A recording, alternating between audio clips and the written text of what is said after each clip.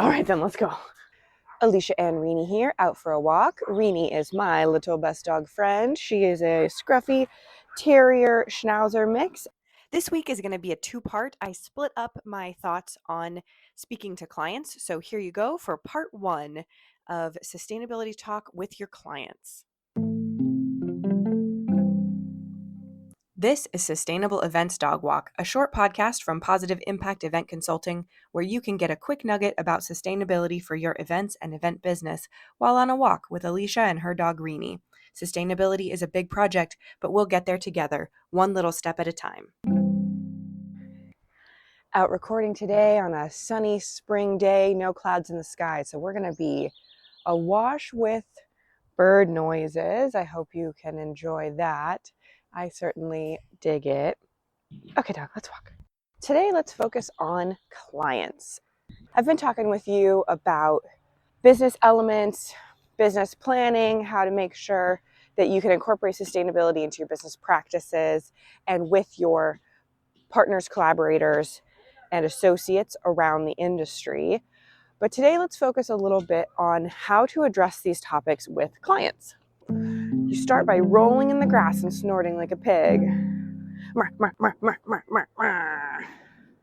Now, it's very possible that, like my friends in the Seattle market here, you already, on one pillar of sustainability, interact with your clients and discuss the topic with them. It might be environmental, it might be social community from the aspect of inclusivity or accessibility or local projects. It might be personal health, making sure if you're working with an organization that is addressing health concerns anyway. It might be economic and making sure if you are working with an organization such as SCORE or someone who's already promoting local business to really emphasize local business. If you don't, or if you would like to expand on that, we're going to cover a bit of ideas on how to address it, when to address it. Okay, so first of all, let's start with the why. Why do I want to support you in covering this conversation specific to clients rather than just having some generic terminology and generic talking points that you use universally? From a business practice standpoint, it is very much in your best interest to have some non-lingo, non-inside conversation and ability to explain things and reference things when communicating with your clients. We all slip into it. It's really easy to forget to use the generic home with your family cocktail party language instead of out for networking cocktail party language when talking with clients about the topics of your planning and your expertise.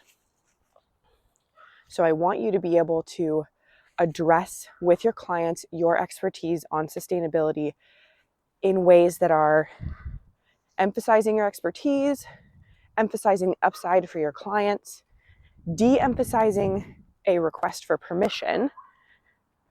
If necessary or in your best interest, we'll go for buy-in, but this is not a permission-based exercise.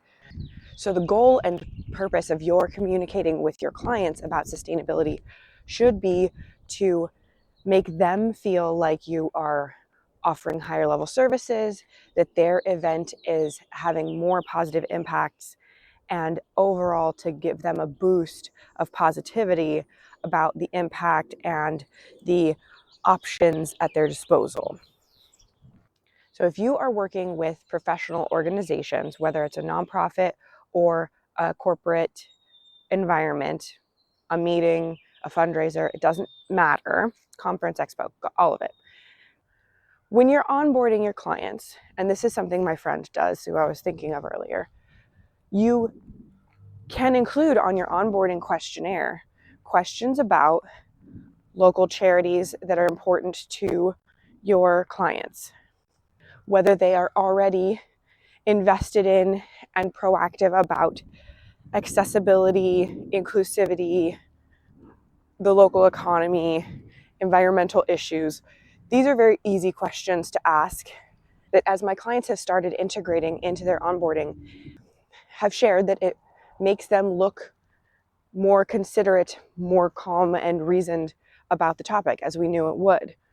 Your clients are frantically thinking about the event that they're booking everything slightly too late for, to be able to take 2 minutes in the conversation to address these tertiary concerns and say, on top of making sure we cover your budgetary needs and your goals for and outcomes for the event, let me find out this information so I can work with it on the back end. You don't need to be adding these considerations, but I can do that as part of my service.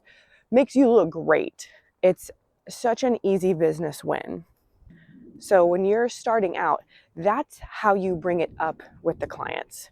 I don't want you trying to create this structure in your mind that at each turning point or decision, you're asking your clients this or that because of sustainability concerns. I want you to have it as this additional consideration on your end, and then simply present it to them as the solutions are found.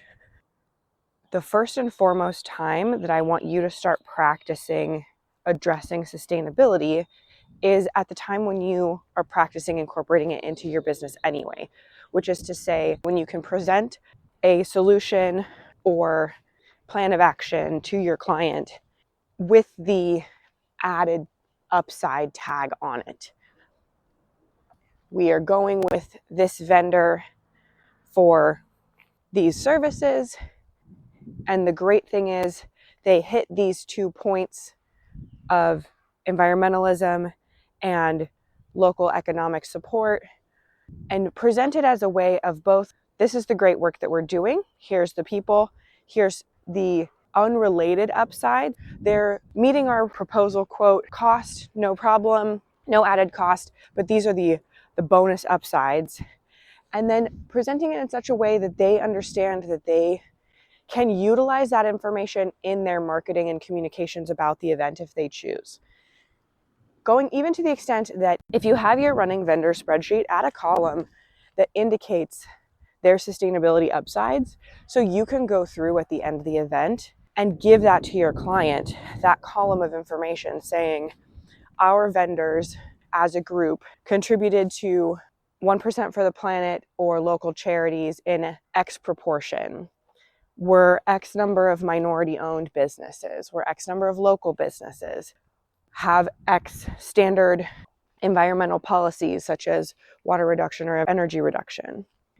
And this again serves to demonstrate your expertise and your value to the client as already having gone and done these things regardless of their requests. They're not asking you to go out and find them vendors that meet these qualities. You're just presenting it as bonus information, free marketing that they can utilize to describe the vendors that they're using.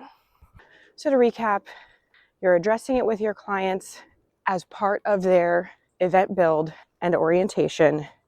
You're presenting the information in plain language focused on the outcomes. And then at the end, you're providing a report of ways that your consideration on these topics makes your client look good and gets them free marketing and communication fodder, and then using that yourself for all your own stats and your own communication about the event as well.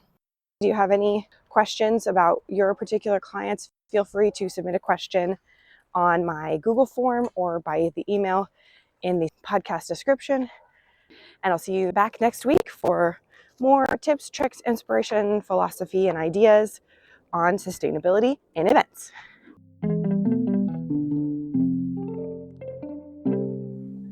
Thanks for joining me on Sustainable Events Dog Walk. I'm Alicia Drewby, founder of Positive Impact Event Consulting, and I want to help you integrate sustainability into your event business so you're ready to make every event you work on more sustainable.